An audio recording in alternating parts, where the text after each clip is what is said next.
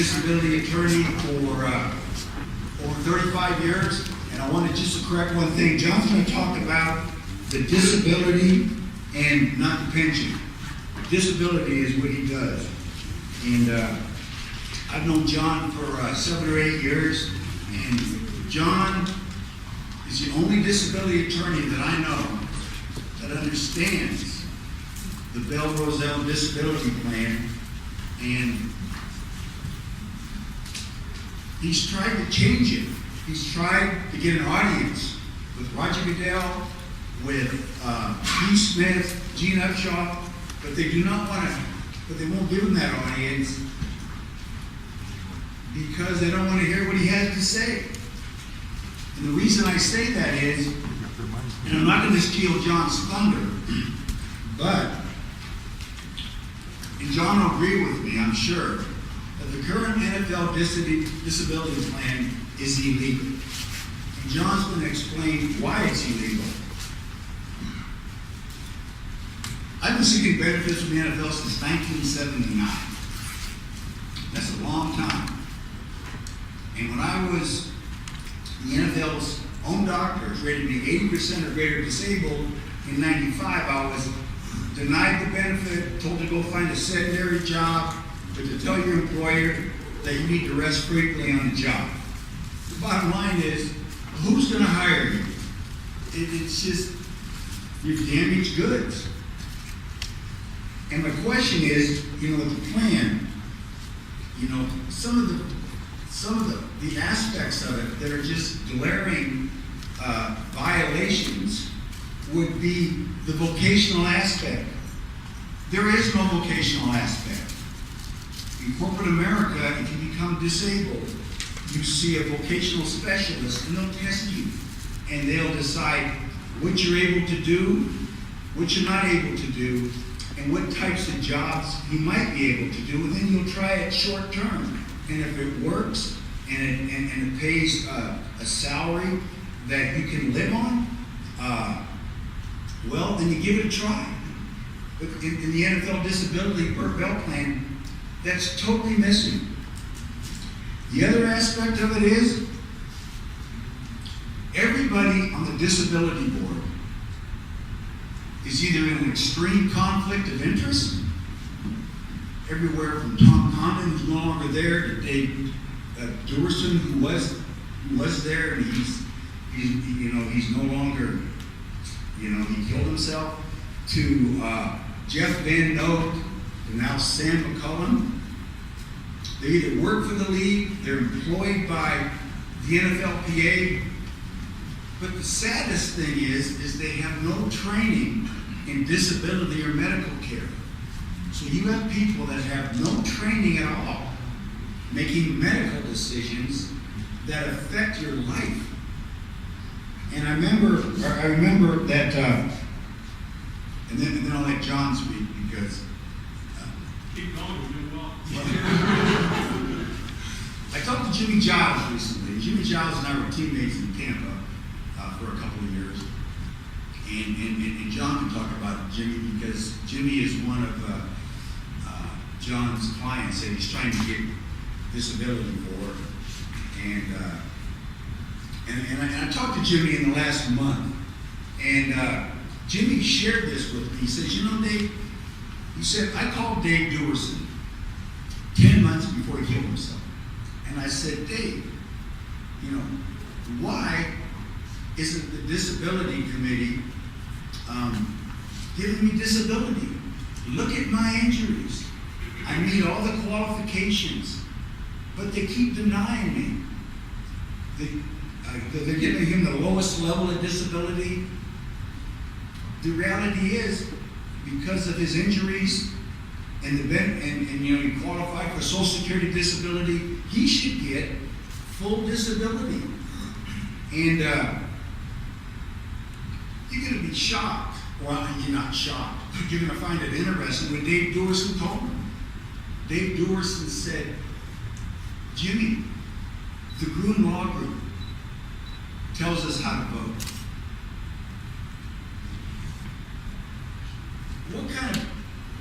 What kind of scheme is that?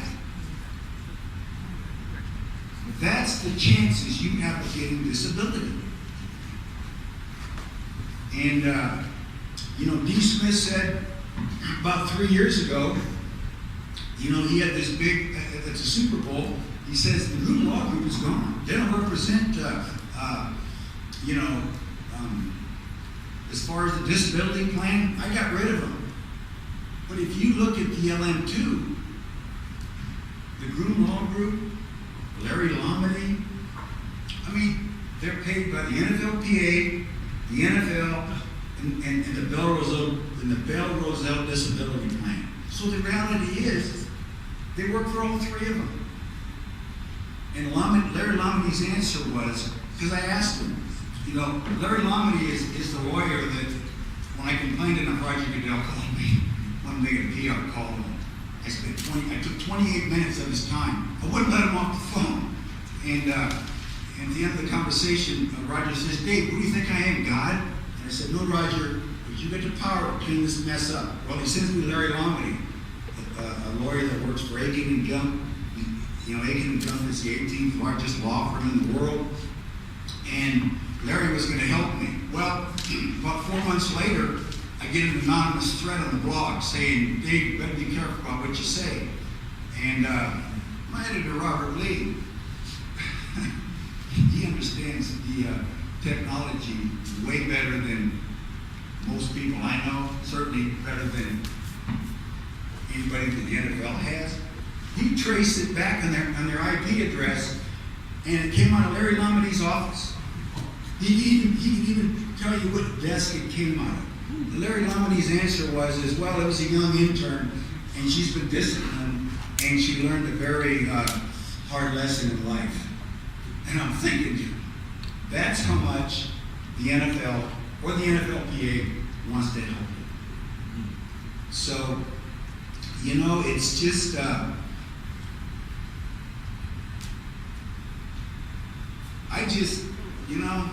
I'm never going to give up fighting for my benefits, and that's why the blog was started, because of the disability scam. I want to help the guys that nobody hears about. The Dwight Harrisons. Dwight Harrison, his wife left him, and his son hung himself. Talk about a sad story. And Dwight is seriously impaired cognitively. He may have a 3rd or 4th grade level of understanding what's going on. It's just a sad situation. And there's some really, really, really sad stories out there. And they can't afford to come to these types of conferences. They have families. Their brains are scrambled. They hear conflicting stories and information, and they don't know what to do. So, you can't fix, I can't fix everything. I don't know if I can fix anything, but what I can do is I can put the facts up on the blog, and you decide. And as I said, the blog was started because of the disability scam, and John Hogan.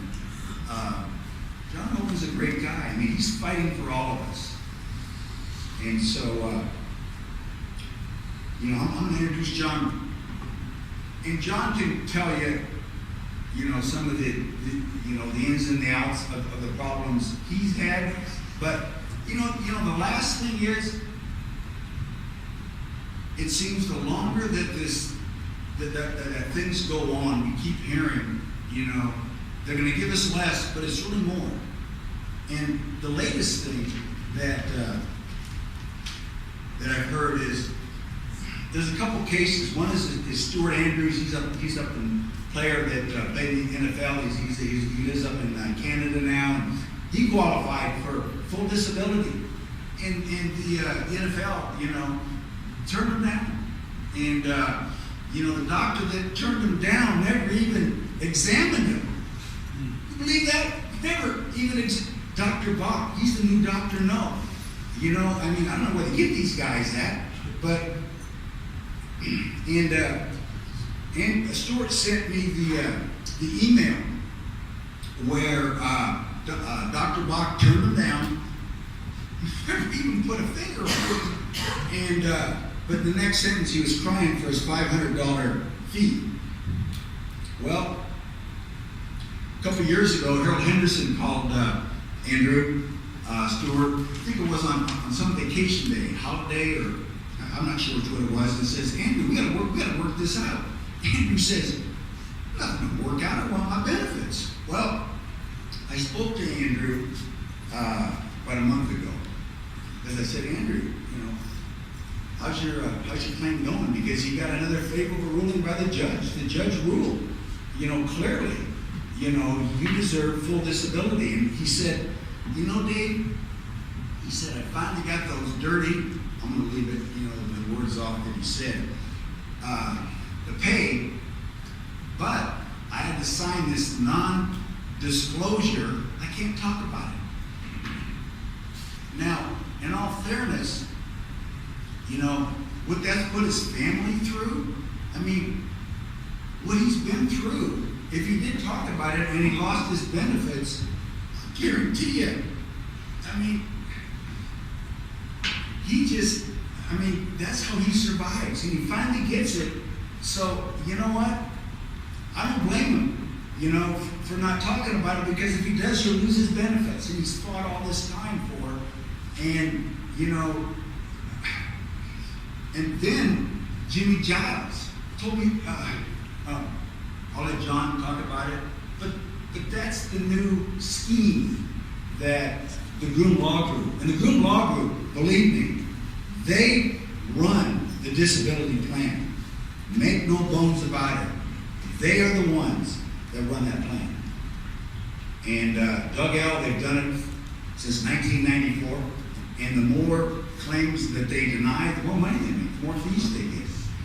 And so, without saying any more, because John can enlighten us on a lot more of the details, I'd like to introduce disability attorney John Hogan.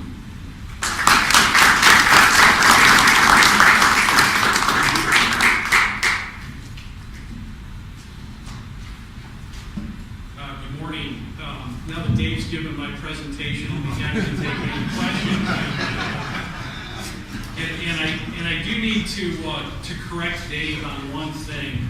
He said that the Pete Rozelle plan was illegal. Dave, illegal is a sick bird. It's unlawful. Correct. I also want to give you greetings from my friend and client, Jimmie Giles. Jimmie had wanted to be here, he planned on being here, but he's in tough shape. I think he is awaiting some back surgery in addition to all the other orthopedic problems he has, and it's pretty tough to get on a plane and get here, but he sends his regards and best wishes. I also want to say hello to my good friend, Bruce Laird. Bruce, as you know, has been a tireless advocate for getting better everything for retired players. And unfortunately, Bruce has a full-time job, so he can't advocate full-time. And he had a business engagement this week, but he sends his best regards, and I'll be back in touch with him about what transpires here. I was really, as you all were, just really taken with what Randy had to say. And in the work that I do with retired players, I'm so amazed when a player's had a long marriage. And Randy, even though you guys might have been divorced, I mean, you were still there with Jeff. And, you know, many of you guys, retired players, you're not the same person you were when you were married. And, you know, the guys that I deal with, and I think Dave would attest to this because his wife's been there with him too, you know, God bless the wives for sticking in there and enduring what they do. And certainly, despite all the problems my disabled player clients have, if their wife is with them, their life is blessed. We used to have a saying every time we would get together for retired players' conferences or issues, and you hear the stories here. I hear new stories all the time. A lot of it's repeat of what we've heard. And the saying we used to say all the time is you can't make this stuff up. That's the cleaner version. Lately, though, I've been saying something more and more, and I think it's more applicable. And it's when we're dealing with the NFL, concussion problems, the Rozelle Plan, the Groom Law Group. It's where does the arrogance stop and the stupidity begin? The good news is, and I'll talk about both Jimmie's case and Andrew Stewart's a little bit, excuse me. We're getting somewhere. Andrew had a great victory in court. I have a partial victory in Jimmie's case that I expect to turn into a full victory soon. They're not unbeatable anymore. The shell is cracking. We're getting places. We've got fabulous attorneys like Jason Luksevich on the concussion cases. You guys now have great attorneys helping you, and I think unfortunately it's too slow. It takes too long for some guys, but we're getting there. The disability plan was amended very slightly under the new CPA. The biggest change is that, there's 4 categories of disability, total permanent disability under the plan. The first 2 categories are for guys who become disabled either while they're an active NFL player or shortly thereafter. The maximum time for shortly thereafter is 1 year. So for most retired guys, they're looking at the 3rd and 4th category of disability. And what so many of us have been interested in so long, we used to call football degenerative. And it was where you had to be found totally disabled within 15 years of your last credited season, and the disability had to arise from football. That's what we're litigating in Jimmie's case. They acknowledge he's disabled. It's whether it was football related. And then there was the inactive, which Dave got. It was for people who were either found disabled after 15 years or it wasn't related to football. Under the new CBA, they've taken away the requirement that your disability be football related. Why is that? I heard somebody say How something. do you know the difference? How difficult it is to argue where the injuries came from? Well, that's a good answer. But the thing that, speaking of long, happy marriages, I'll be celebrating 36 years this summer with my wonderful wife, who fully has supported me in my ventures with retired players. And she and I would talk about this over the years and the fights that we've had. And she used to say it's all about the money. And I used to say, I don't think it's all about the money because there's a lot of money out there. What I've always thought is that the reason that they wanted to keep so many guys from getting disability related to football is Congress is watching or was watching. And they don't want to have to account for how many guys became totally disabled as a result of playing football in the National Football League. And why is that? They don't want Congress or OSHA coming in and writing the rules of the game. Now, that's my take on it. And that was supported, I think, by this change in the disability plan. I had a reporter call me recently, and he's working on some concussion things and some disability things. And he said, have you seen the latest NFL retired player scorecard? And I said, no, I haven't seen one in a while. So he sent it to me. And it gives the number of players who are on total and permanent disability. And it gives the number of players who are on the 88 plan. And, a couple other categories. And so he said, we're on the phone. He shoots it to my computer, so I'm looking at it as we're talking.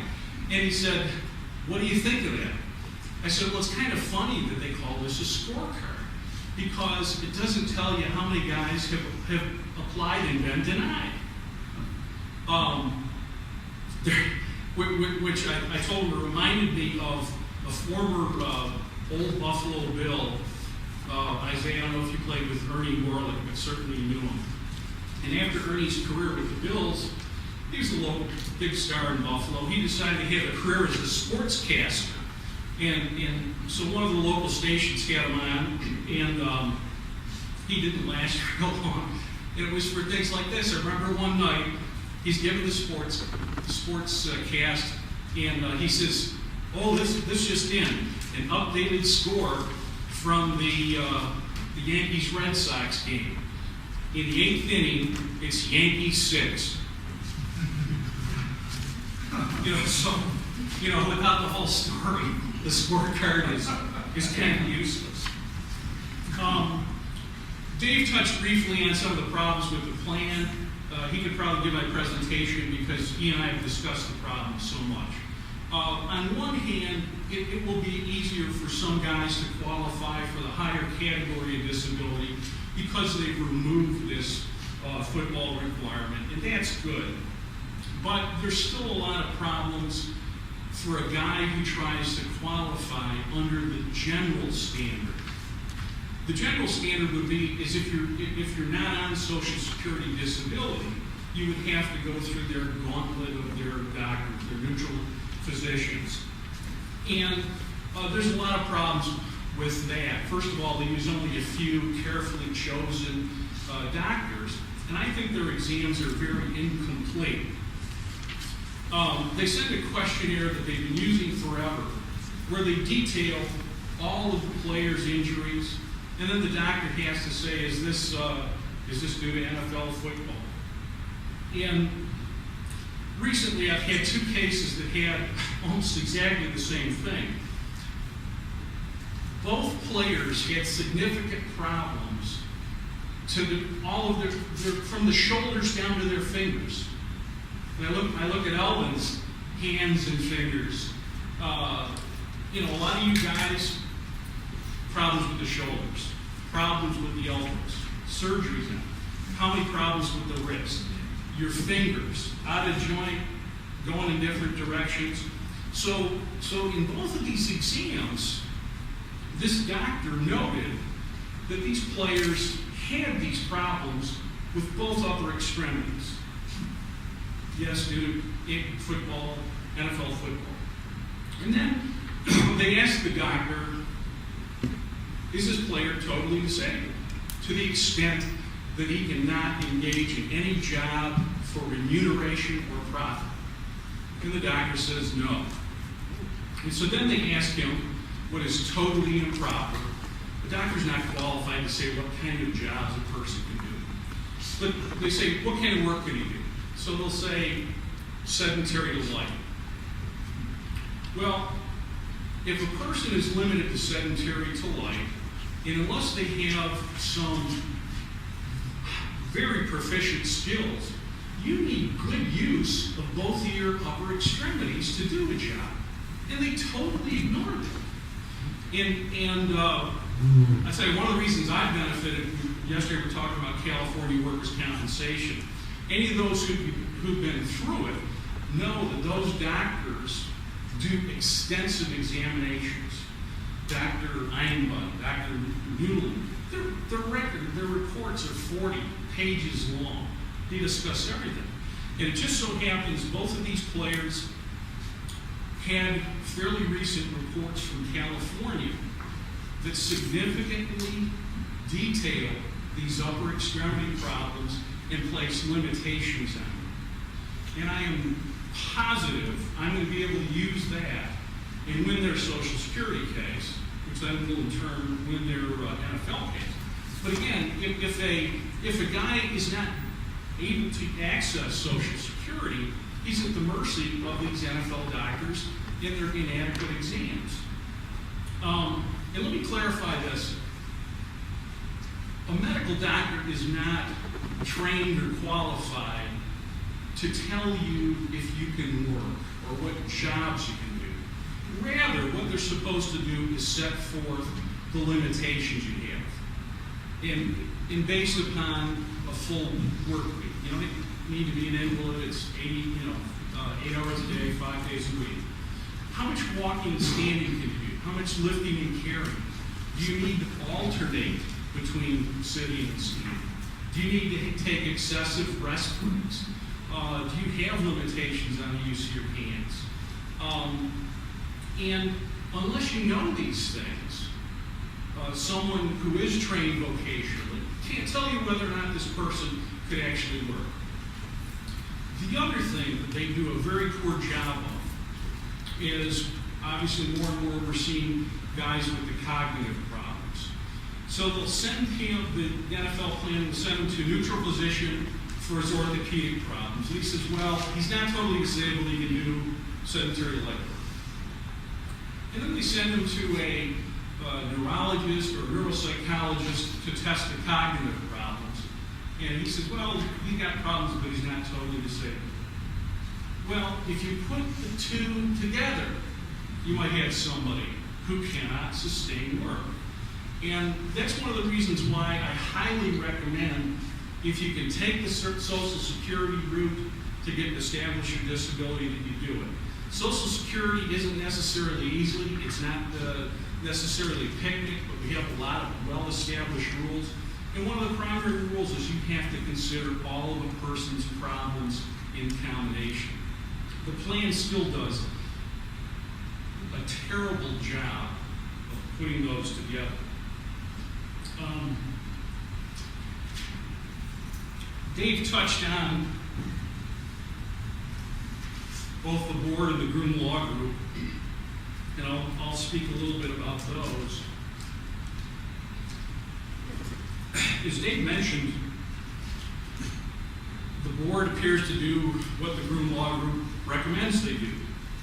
And I don't want to say in their defense, but to explain it, the retirement board meets quarterly. I believe they're volunteers. They're not paid for it. They probably get a per diem or, an expenses to go to the meetings 4 times a year. And they might have a lot of material to cover. I don't know what Sam would call him if he's working or not, but all the other people, particularly the people representing the NFL, they have full-time jobs.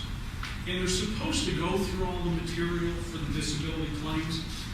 I imagine they don't have the time to do it, and they rely on the recommendations of the Groom Law Group. What's this case about? What should we do?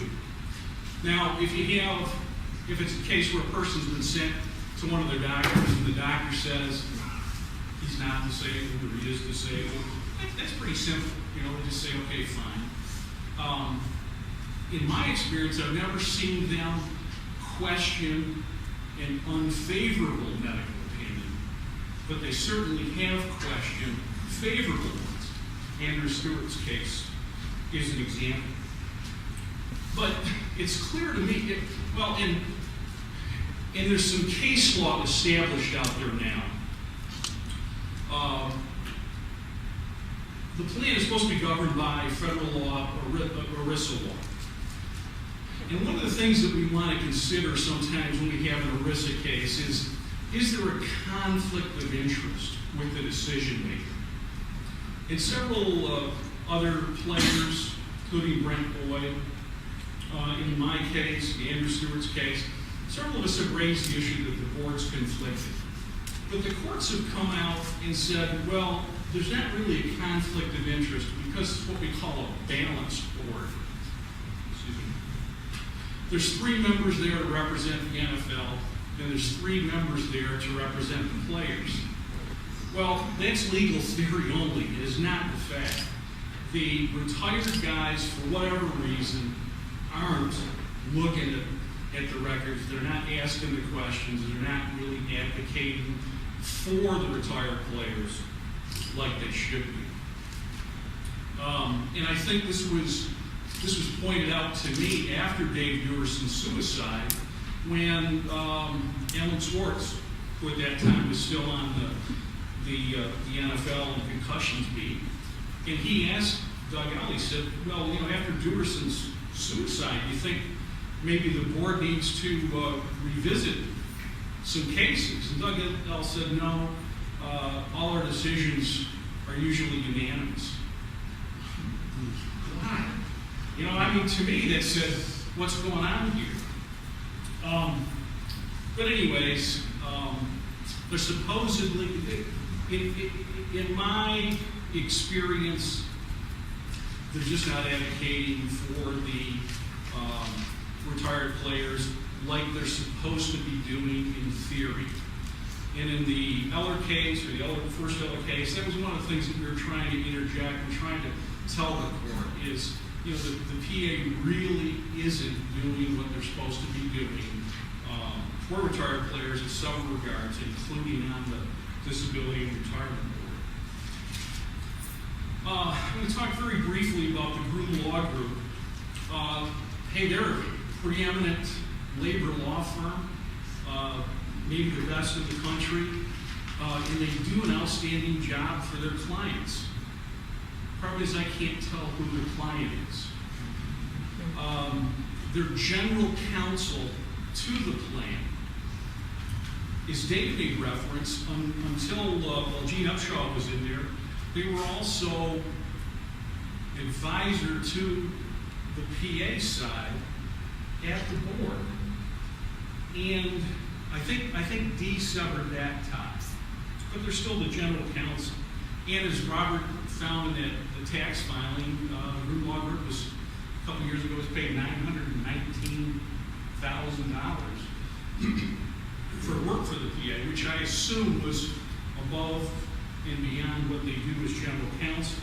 Now, as general counsel to the plan, the Groom Law Group owes a fiduciary duty of loyalty, skill, and care to all the players who have a claim before it. Technically, they're kind of neutral. They have to balance the interests of the players with the interests of the plan. So theoretically, they have to guard the plan that only those who are qualified receive benefits. But on the same hand, they're supposed to, I don't want to say help, but make sure that guys who qualify get the benefits that they're entitled to. Well, and anytime I talk to an attorney who, either other disability attorneys who don't do NFL work, or just other attorneys in general, when I talk about the Groom Law Group and their conflict of interest, they just shake their heads. In first year in law school, we take professional responsibility, conflicts of interest, and it's the responsibility of lawyers to avoid a conflict of interest. One client that has a conflict of interest against another. We're also supposed to avoid even the appearance of impropriety. And that's to help keep the public's confidence strong in the courts and the law. So the Groom Law Group, okay, fine, the general counsel, they pretty much run the disability show. But if a case is denied, the next level of appeal is filing suit in the United States District Court. And they represent the plan against the player's interests in district court. And in fact, I want to say this carefully, again, it's on even the appearance of impropriety. As Dave mentioned, he'd been told secondhand that the Groom Law Group told the guys how to vote. Well, if that's the case, then if they are recommending that a case be denied, they're then put in the position of, hey, we can make a lot more money on this case now, because our firm's going to defend it. And our firm's going to defend it at very, very high DC law firm rates. And to give an idea of the kind of amount of money that they charge, Mercury Morris, a few years ago, discovered that they had been paid for work in submitting briefs to the Supreme Court. A few years ago, there was an important issue in disability law. We call it, in Social Security, we call it the treating physician rule. God bless you.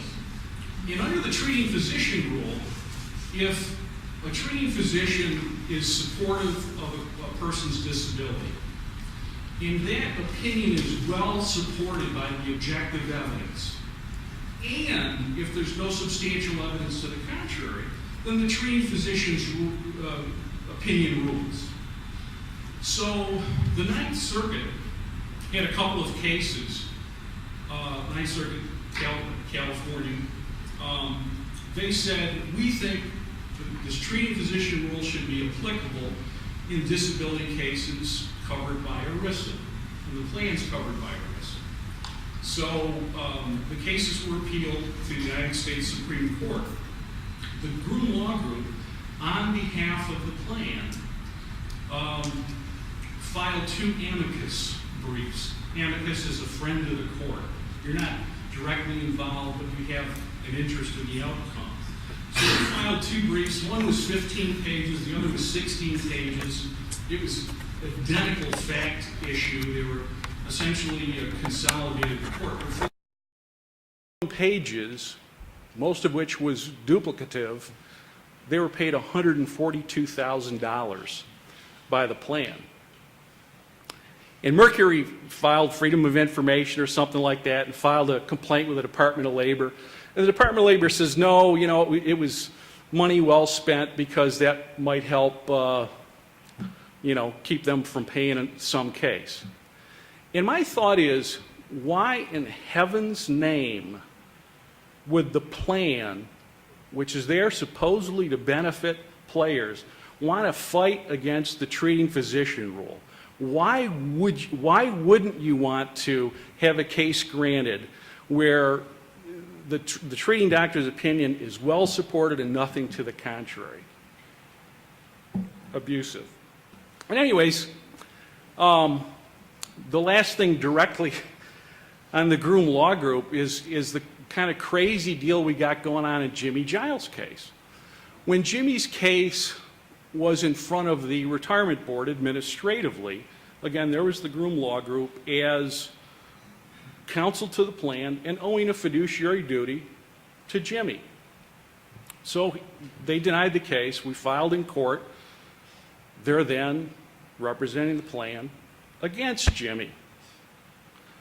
So last year, about this time, we argued the case in federal court in Baltimore.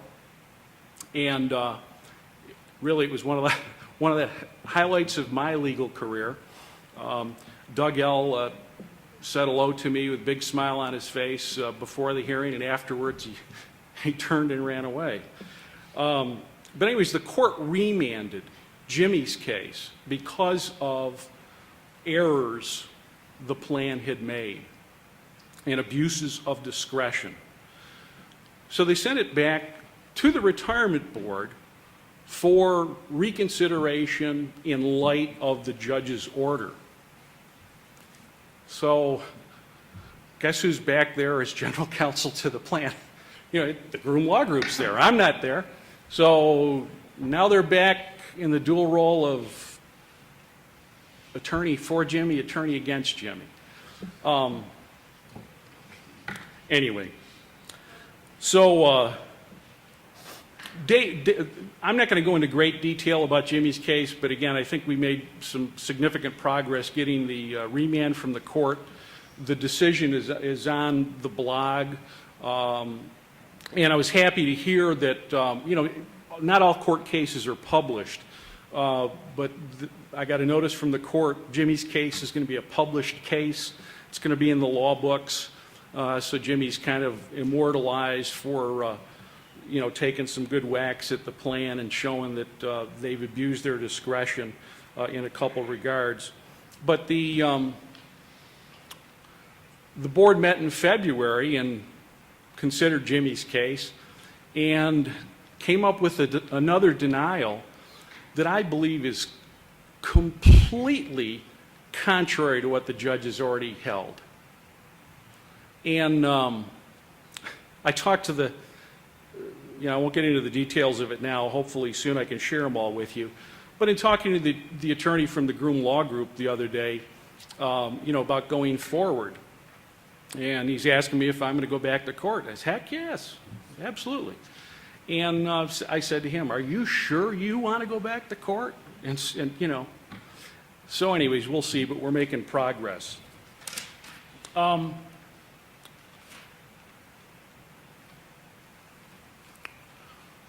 of the things that I want to mention, and I hope I don't get too technical here, that I think is, I wish there was some way that I could get either the league or the PA to tell guys about this.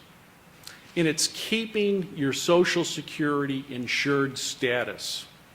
As I say, I think unless a guy is hardly walking and talking, I think the preferred method of establishing disability is going the Social Security route. But what I'm seeing is some guys, after they stop playing, they're not working. And if they're not working, they're not paying into Social Security. And to get your Social Security disability, you need to have what we call insured status. It can get complicated, but very briefly, if you've worked steadily, let's take a guy who's had a 7, 8, 9-year NFL career, stops working. Generally, he or anybody else who's been working steadily will have Social Security insured status for about 5 years after that. So you've got to establish you became disabled within that 5 years.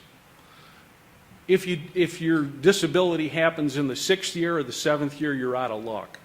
And I'm seeing that more and more with younger guys. They might, maybe they're doing okay, they got a few dollars in the bank, they're not working.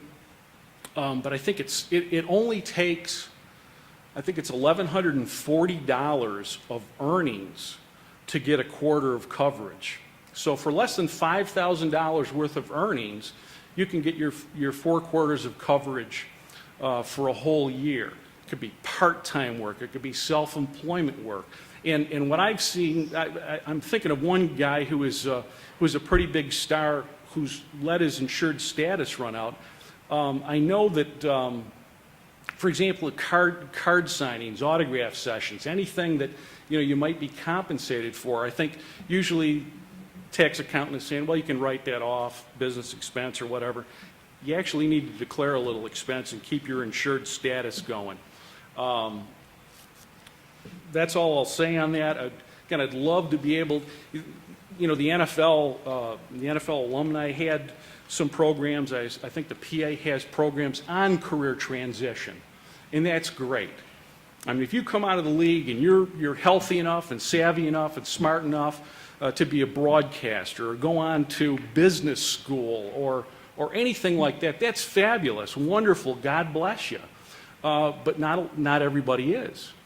And more importantly, even if you are for 5 years or 10 years, maybe in the 11th year, the 12th year, the 14th year, you become disabled. So they've got to be better advised about their disability benefits and as I think, keeping their Social Security insured status. I wanted to mention a little bit about the Andrew Stewart case that Dave touched on.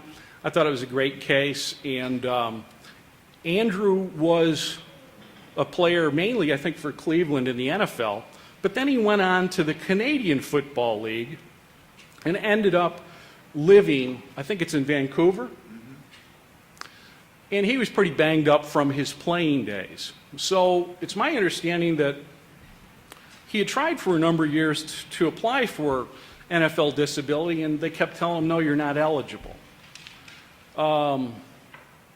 I guess because he lived in Canada or something like that. Finally, he realized or was told, yeah, you can apply. So he applied for NFL disability, and he was within his 15 years, I believe, for the football degenerative. But the plan didn't have any doctor in Canada. They didn't have one of their neutral physicians in Canada. So they found an eminently qualified sports orthopedist near him in Vancouver. And this doctor, I've happened to see the different documents in this. This doctor, not being one of the NFL's normal doctors, did the most detailed and thorough NFL disability exam I'd ever seen. And this doctor, thank heavens he had access to Andrew's prior records, he specifically separated the injuries he received in the NFL from those he received in the Canadian Football League. And then he specifically indicated why he felt Andrew was disabled due to his NFL injuries. Well, that wasn't received very kindly back at the Bell Rozelle office. And as I say, to my knowledge, I've never heard of the plan going back and asking the doctor a question about a case where the doctor said the guy's not disabled. But in this case, they went back to this doctor several times. And he just kept digging in. And he gave a great explanation. And as a longtime disability attorney, I agreed completely with it. So they weren't happy with that. As Dave mentions, they sent the file, but not the man, to one of their medical advisory physicians to take a look. And without examining him, his opinion was he's not disabled, not even close. Period. Didn't explain it away, didn't say why he disagreed with the other doctor, didn't analyze it, just not disabled, not even close. So they denied Andrew's case. Andrew hired an attorney to file suit. The case was eventually tried. Usually in a ERISA case, we don't try it. We argue motions and briefs. But Andrew tried the case and got a favorable decision. And actually, some of the law from Andrew's case we used in Jimmie Giles' case. And one of those things was the plan more recently has had a medical director. But the medical director is supposed to give... He's not supposed to make an opinion on disability, which he's done in Andrew's case and in my case. So it's my understanding that Andrew is now in case status, and so he's taken a good whack at him. And we're still working on Jimmie's case, but I think that we're thinking about this time next year to tell you all about a happy verdict. That's pretty much what I wanted to cover. I'll certainly answer any questions. Yes? Hi, my name's Susan. I'm married to Jim Marshall. Okay. And I've got two questions for you. The first one is, can you tell me the members of that board? The members from the PA side, Jeff Van Note, who's been on it forever, Robert Smith, who used to be with the Vikings and is on which network? NFL Network. He works for the NFL as a broadcaster. And Sam McCollum. Sam McCollum, and Sam McCollum, in his email refers. Sam McCollum refers to himself as Dave Duerson's replacement, and Sam has no training at all. Nice guy. They're all nice. And then And then who's on from the NFLPA? you know, from the NFL, I'm not well, those are the guys appointed by the NFLPA. Okay. From the NFL management side, I'm not sure of who is president of the Ravens and an attorney by education. John. Then I'd like to say that the seventh non-voting member is Commissioner Roger Goodell, and he appoints his lawyer, Harold Henderson, longtime lawyer for the NFL. Well, they're usually, like Dick Cass is president of the Ravens. There was a woman who was executive vice president of the Chiefs or something like that. I forget who that is. But let me give you... Not plan administrators? No, not plan administrators, not... And let me give you an example of that. In Jimmie Giles' case, Jimmie, one good thing about the plan, they let you file different, applications over the years. Jimmie had filed in 1995 and was sent to a couple of doctors and ultimately to their medical advisory physician, Dr. Tria, for an examination. And under the plan, the medical advisory physician's opinion is binding. What he says is it. So Dr. Tria in 1996 said Jimmie is limited to sedentary work as a result of his NFL injuries. Okay? So when Jimmie took advantage of the new provision that said if you're found disabled by Social Security, we'll accept the fact that you're disabled. So they granted him inactive, and then the further issue was did it arise from football? Well, when the Social Security Administration made their decision, the reason they found Jimmie disabled was because he was limited to sedentary work. So all along I was saying, connect the dots. You know, your doctor here said he was limited to sedentary due to NFL football, and now Social Security is saying he's disabled, he's limited to sedentary work. It's obviously due to football. Connect the dots. And they just wouldn't do it. And I'd be writing letters, you know, and citing Dr. Tria. Well, it turns out this Dr. Tria report, which was so crucial, which I received from the Groom Law Group as part of Jimmie's file, was never seen by the retirement board when they were making their current decision. So how can you connect the dots if you don't see the first dot? But more importantly, why wasn't Jeff Van Note or Sam McCullum, or actually I think Dewerson was alive, why weren't they saying, where's this Dr. Tria report that Hogan keeps talking about? What's he talking about? Nobody did that. And in fact, the main reason that the court sent Jimmie Giles' case back to the board, rather than, I think, just grant it outright, was because it looked pretty much, and I'm convinced, that the retirement board had not seen all of the records in his file. If you could speak. Brandy can't hear you. Yeah, maybe you come to the middle podium and speak.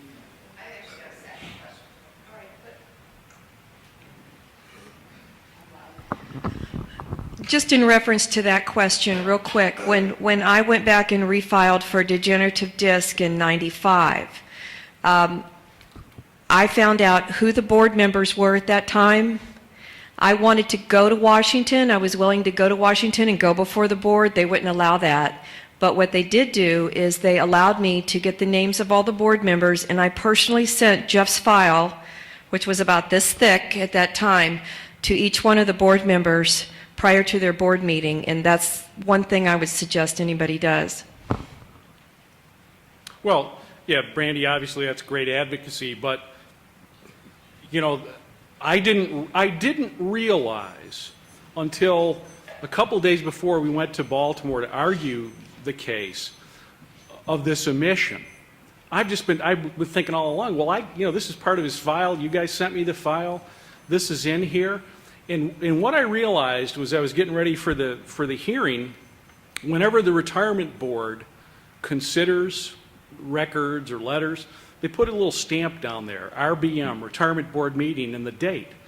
And all of a sudden I realized that those records were missing, where they weren't stamped from the retirement board. So all of a sudden I thought, oh my gosh, you know. Yes? So my second question is, for those players who are pre-93, who are free a long time, that are 65, 70, 75 years old. Right. For example, my husband applied for disability back in the 80s and was denied, and never went back and tried again. Now he's in his 70s. I'm assuming that he cannot try and get disability because he's not a working age anymore. Yes, but something that we've wanted for a long time, I've advocated for a long time, I would like the Department of Labor to come in and audit the plan. I've talked with a couple of different law firms that are entertaining the possibility of filing a class action. And I think if the plan was ever audited and we could get in and look and see how they did things, perhaps they could reopen and revise the way they, cases. So is there any statistical data available of people who apply for NFL disability who have been rejected? Or They have the statistics. They also have the records of guys. No, it's not public. No. If I could just interject, I've asked for that several times, and what they say is, well, we'd like to give it to you, but according to HIPAA, we're not allowed to do that. So they just don't give it to you. But boy, I tell you, what John's saying about a Department of Labor audit, boy, I tell you what, that would really put under a microscope what's going on. But, here we go again. The only way we're going to begin to get any justice is drag them into court and sue them, because if we ask them to do the right thing and do what's morally correct, we'll get some lip service, but the reality is that's all we're going to get is lip service. And the only way to get them to respect us and realize that we're serious is force them to pay us what we earned. We don't want any charity, and they turn all these benefits, so-called benefits, into a charity. They'll pay, they'll buy you, they may, if you get on your knees and you beg them hard enough, a bed or pay your light bill or your phone bill. And then when you say, wow, I need more, they'll say you're ungrateful. So, that's what you're up against. Jason? Dave, I want to elaborate on that. Would you please, yeah, and I don't mean to take over, John, but I just, what, it's... Let me elaborate on the court of law issue. After we filed our first case, the Maxwell case, and then we filed the Parrott case, the second concussion case, the next day the 2011 CBA came out and they snuck in there a neurocognitive disability benefit. I get asked all the time, what is the neurocognitive disability benefit? Can I do that, and can I do the concussion lawsuit? And John, do you know if anybody's even qualified for this shit? You know what, Jay? Thanks for bringing that up, and that's funny. I think it's so worthless. I didn't even mention it in my presentation. Yeah, I think last year when I was out here, I called it an illusory benefit. There's an illusion that there's a benefit there, but there's not really. The way that they've got it pegged, I can't imagine of anybody who would qualify for it. I'm unaware of anyone who's qualified for it. And For the neurocognitive behind brain surgeries, I don't qualify. yeah. Yeah, as I say, illusory benefit, and and I think it was just one of the things that they threw in there real quick is a little bit of the defense or the PR campaign. We're serious about concussions. We're doing something about it. Alvin? If you could, really... I'll repeat his question. Yeah, okay, all right.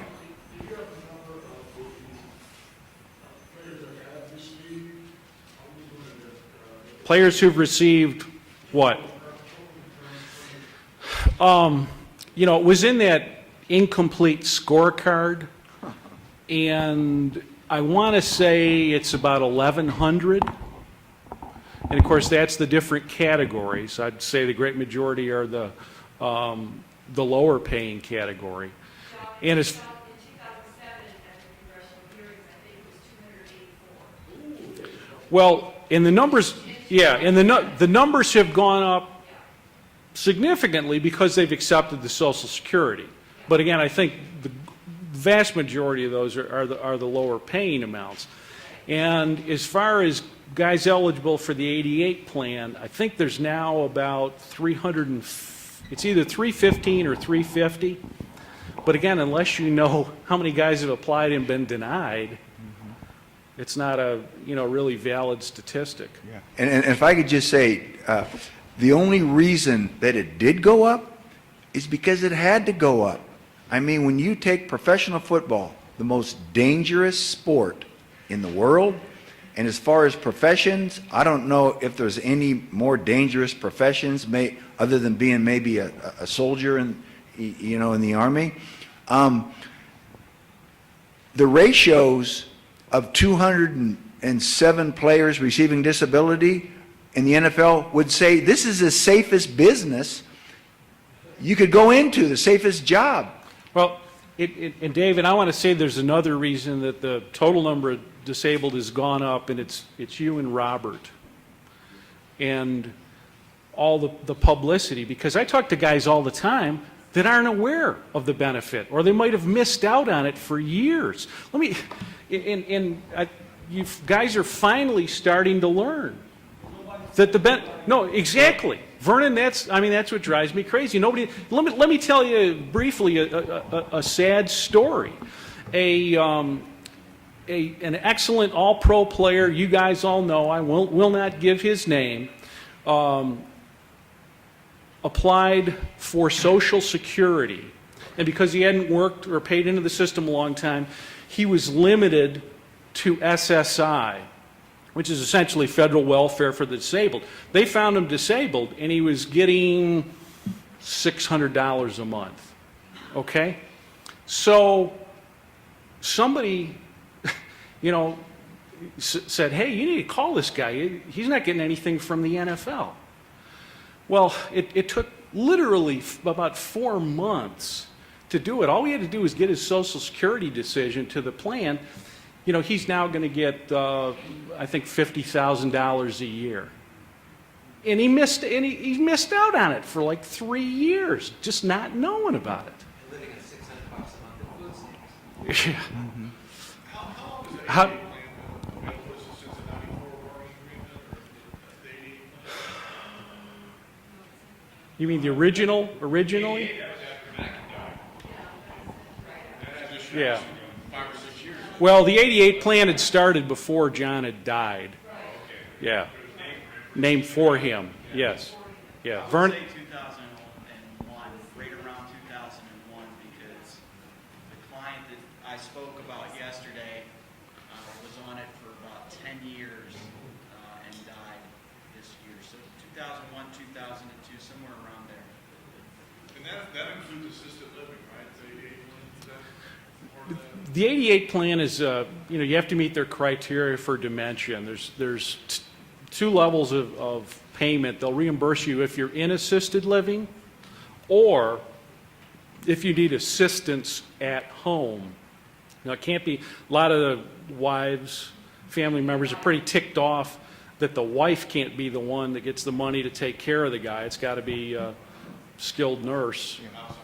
Yeah. If I could just say this, excuse me, John. Gene Upshaw used to always make the statement that in the NFL, we have the most generous benefits package in all of professional sports. Well, a half-truth is still a lie, because in theory, that may be the case. But the problem is, try to access it. You can't access it. It's, as John says, it's an illusionary benefit. It's there, but it's not there. And I really want to hear the question back here from hang on, Rick. from Rick. One other thing I wanted to say, one of the other benefits that's there that amazingly you don't need to be vested for is line of duty benefit. But at least once a month, I talk to a guy who meets the medical criteria, but he's missed the deadline. I mean, that's just terrible. Rick, you got to, John, can you tell me, how does civil racketeering apply to our union? How does the term civil racketeering apply to our union?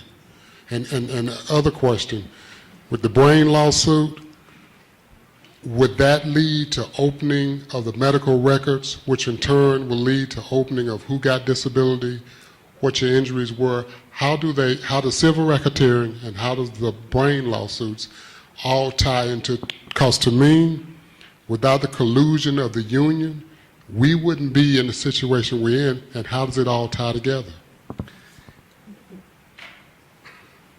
I'm going to defer the last question to Jason. But let me say that I have been trying to talk to some attorneys about what's involved in RICO law. I don't know it. RICO is essentially the racketeering. I've trying to get a handle on it. I think there's some other attorneys who've talked to me. I think they're trying to get a handle on it. And without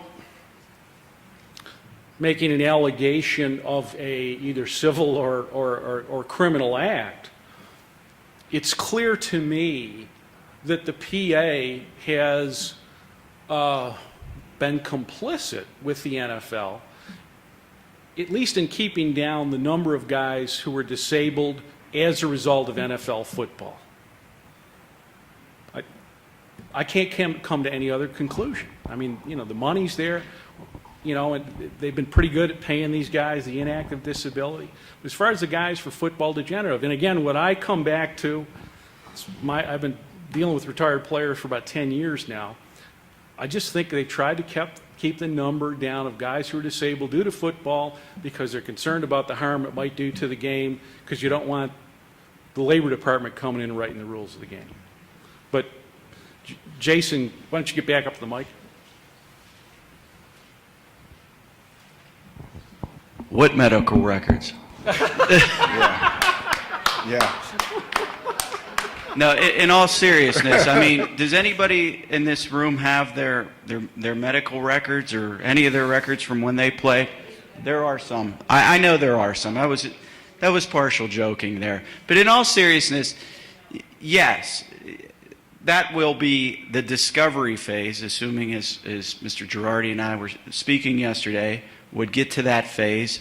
Yeah, that's one of the first things that we have to do is ask the NFL and all the teams to turn over the medical records for each and every player. Absolutely. Yeah. You know what, Jason? I've heard that before. Yeah. I would just like to say that concussions in the NFL never existed until 2010. So I want to know where they're going to get those records from. Yeah, that was another thing. The injury, one of the things that I've always asked is, when was the first time a concussion was identified on an injury report? So I did some homework about a year ago, and I came across an article called Bloody Sunday. And I'm from those of you that don't know, I'm from Pittsburgh. And this article was an old article in the Pittsburgh Press that was done by an individual that followed, maybe I take that back, it was a Tribune Review, there's two Pittsburgh papers, an individual that was following injury reports in the league. So I called him up, and he still happened to work with it, and we had this really long, lengthy conversation. And I said, you wrote in your article that there were some guys that had some concussions. I said, was that actually in the injury report? He said, you know, Jason, it wasn't. It just said head. So I assumed it was a concussion because I did my investigation behind it. Or it said maybe neck. So that was just a little tidbit I wanted to share with you. Isaiah? Yeah. What I'm recommending is that 3-4 years ago on the floor, the legacy fund was brought up. And the motion was passed for $2,000 for each player per month for life. And it didn't turn out the way that the motion went. And there was 300. What's the surprise? Well, the surprise is that a lot of things that they changed to try to make it happen was supposedly for the betterment, by going through the pension rather than going through the regular legacy fund. Of course, you know, guys that were married, divorced, it hurt us a little bit more than some folks did. But I'm the kind of guy that believes that the PA, the one thing, that players are making more money today than we've ever dreamed of. Who's responsible for that? 2, The retired player is at the back end of the deal. And with the 10-year contract, guys like me and some of the other guys here, we're not going to be around the next time a contract is signed. So if we don't have or develop some kind of means of going in to negotiate or to fix some of the stuff that we're still disappointed about, then nothing's going to change. And so what I'm recommending to Dave, and I got some pretty sharp guys in here, that there's a group of guys, including legal, that can come to Washington and meet with the board, the executive board, or meet with DeMaurice, or meet with benefits to see how we can change some of this. Now, at the convention, I know that the disability board is being reviewed right now. I know that they put $22 million into vocational training for guys who retire from 1 to 15 years. I know that they put $6.2 million back into the PAT fund for guys retired 16 to 40 years. I know that the employment program has been launched. They've gone to every chapter. They've hired, I don't know what the number is, but about 60, 70 retired players now that are now working through that employment program. I know that the wives and survivor benefits are higher than they've ever been. It's almost like a lot of guys are saying, you know, I mean, how can like $9,000 a month for the first 3 years, and the numbers are just amazingly good. They took the fine money. The owners then matched with the fine money to give the wives a really respectable widow and survivors plan. So all these things that we've made changes with. And I see a lot of things here that really need to be changed. But I'm saying, what is the plan on how we're going to inform all of the players here about all of the new benefits they have? For an example, 3-year non-vested players now have benefits. 2-year non-vested players now have benefits. 1-year players now have benefits on approval. I just got my, and so I finish and get this off my chest. The 2 facilities that are being built now, they've already raised the $255 million. The ground breaks in October for dementia, for Alzheimer's, for assisted living. It will be paid under the Mackey 88 plan. You know, we've already purchased the land in Dallas. We're opening another one in Dallas to give more benefits. Now, the reason why I sometimes kind of get a little edgy here, for 5 years, I can kind of pat myself on the back a little bit because I gave more money to retired players in Dallas than any other chapter in the National Football League. And they gave me every dime I asked for. And so there's a lot of players that are not getting benefits because, 1, they're either not connected up there, 2, because they don't know about it. And I like this platform here because there's a lot of players in the PA that are not happy. And we need to have some kind of a group of guys that can hold the PA accountable. And Isaiah? But you got to be able to get inside the room, inside the door, to negotiate. You can't do it in Vegas, and you can't do it on the outside. And if you formulated a group of guys or attorneys from the independents to represent the independents with the PA, I can get that done.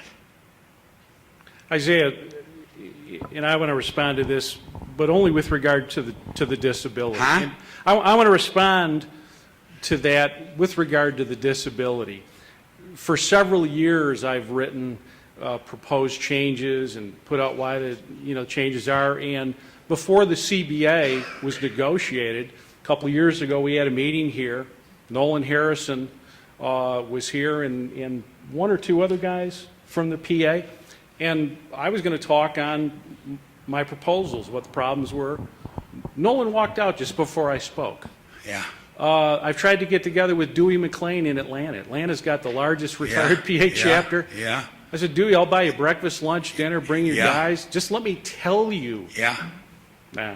So, You know, I spoke on a panel in California with D. I said, D, you know, I just Well, love to... I've had the same problem. I mean, I got 2 national programs out there now.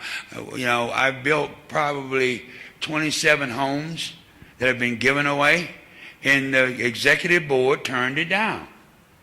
But I was able to network with the Dewey McLeans and the right people, got it to D. Maurice. He signed off on it. And you take for New Orleans, for an example. The city of New Orleans has given us all of the lower Ninth Ward, all that land. And we have built 8 homes there already.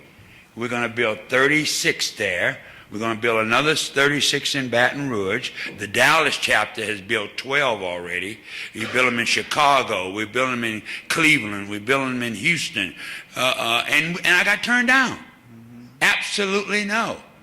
But until you're able to take your time, and just like the politicians use lobbyists and stuff to get bills passed, the independents are going to have to get more political and more open-minded to try to get some of the stuff fixed that you're upset about. Well, you know what, Isaiah, I think I speak for Dave and Rob. You know, we appreciate you being here. Maybe you can help be a conduit. I want to do that, yeah, because we have an open forum that you can actually tell the PA what you feel and what you think. A lot of players feel the same way you do that are a part of the Players Association.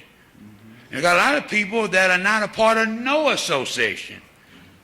Isaiah. But this kid here, right here, that's played 2 years, that don't know he's got benefits, and he does. So how can we put together something here that can get you the new information for, like Miss Marshall, knowing that there's a new disability board that might be able to go back and file those claims. A lot of stuff that I just think that is old school information, like all knee operations and all the things that we're talking about, those things now are available. You can go to the Orlando Medical Hospital clinic now for all of those, hips, knees, treatment for dementia. So there's a lot of stuff that's not like we want it, but it's better than it used to be. I'm making more money now as a retired player than I ever made. Is it a lot? No. But I don't get a chance to get any more money for 10 more years, because when the new contract is up. So am I going to sit around and wait for 10 years to fight for retired players, to try to get them to change the attorney that was talking yesterday about the lawsuit, that if they win, that this money that's been given to us for the legacy fund has to be redistributed? Am I going to cut my nose off to spite my face? Am I going to love the PA because I love the game? Am I going to love this group because I love the players? I love the game. I'm not a part so much of a PA or independent. I'm a part of one team, one voice, one locker room, no player left behind. That's what I'm all about. Vernon? Huh? Yes, sir. How many players? Players got none of the houses. Well, but my point though is okay. But you see, that's bad information. Let me just, the money we get, about $80,000 from the city of Dallas, that house has to go to a house that has been claimed, what's the word when you use? Condemned. And so we have to pick, the players are the ones that's building the houses. We're not doing it for ourselves. We're doing it for all the guys that went to Vietnam and went to Iran and Iraq that put their lives on the line for us. Now, He's talking about what are we doing for the players? I understand. The point I was trying to make is that the deal was turned down and they didn't want to do it. And we were able to lobby and was able to get DeMaurice to change his mind. Yeah. Now that's the same thing I want to try to do for the players. 12:30. Go ahead, voice your opinion. Okay. You know what, Isaiah, I appreciate what you're saying. Yeah. All I can say is D. Smith called me 3 years ago. We talked for an hour, and I gave him everything you told me. Yeah. And you know what? Not a damn thing happened. And my question is, where is the PA? They're not here. Well, I come from the old school, and I couldn't go to LSU when I came out of high school, but now I can. I have a dream and I have a vision, and nobody is going to take that fire that burns in me away. I think you got a good group here, and I think you got a good group because they're all guys who played the game. The thing that's screwed up is management, and they're trying to get benefits for us. But we're going to fight against each other because we disagree. No. We're not fighting against each other. We're fighting against a crooked system. I understand how you feel. No. That's not how I feel. That's the fact. The NFL tells you that's how you feel. I've corrected them. How do you change it? How do you change it? I'm in solution. Lawsuits. Okay. That's the only way you're going to change it. Okay. Well. That's the only way you're going to change it. I wish you all the luck. Well, hey, I don't want luck. I want my day in court. Well, all lawsuits don't win. I don't need no luck. Hey, I know they don't all win, but I want my day in court. Okay, fellas. All I'm saying Fellas. to you is that Fellas. I believe in solutions. It's 12:30. The short guy's going to call lunch. We're going to lawsuit.